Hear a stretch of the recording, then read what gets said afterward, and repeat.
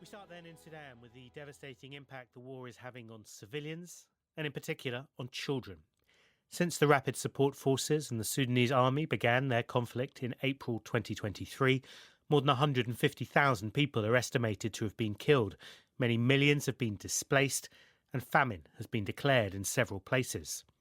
As we heard earlier this hour, our correspondent Nawal Al-Maghafi has been on a rare trip to Sudan's capital Khartoum, one of the key battlegrounds between the army and the RSF, to see how this war has impacted the most vulnerable, children, especially when it comes to access to nutrition and medicines. A little recap of what Nawal's report had to say about that, and a warning too. The description in the following clip some people may find upsetting. We're in a malnutrition ward in one of the last functioning hospitals here in Khartoum. It is a room full of mothers comforting each other as they stand and watch helplessly. In bed number 3, Tuma nurses her 3-year-old daughter, Masajid.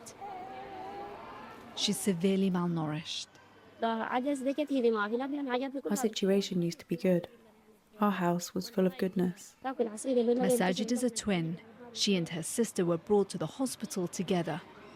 But their mother Tuma could only afford antibiotics for one of them. I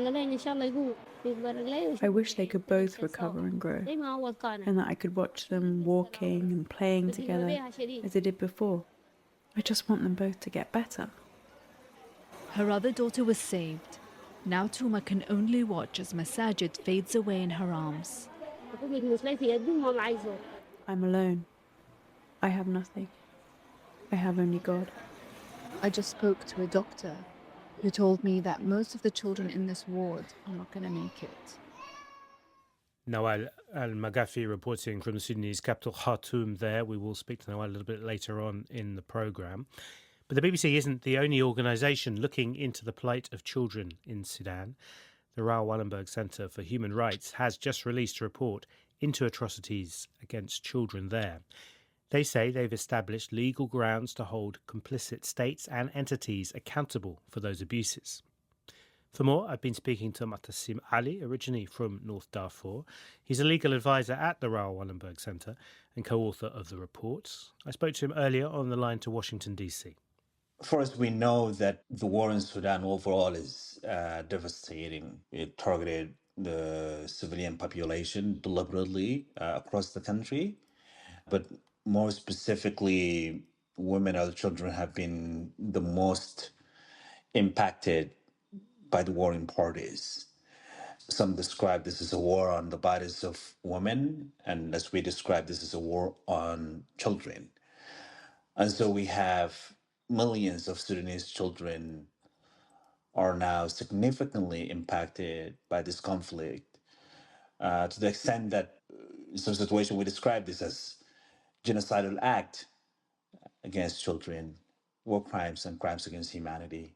And so this is beyond physical and mental destruction of children and to an invisible, irreversible harm, and that is the loss of faith in a normal future. And that is why it is catastrophic. Yeah. Give us some examples then of some of the things children are facing. For example, I can give you the situation in Al Fashir, the besieged city in North Darfur, for more than 550 days. And we have thousands of children are trapped in the city with lack of access to basic things, food, water, health, life-saving assistance.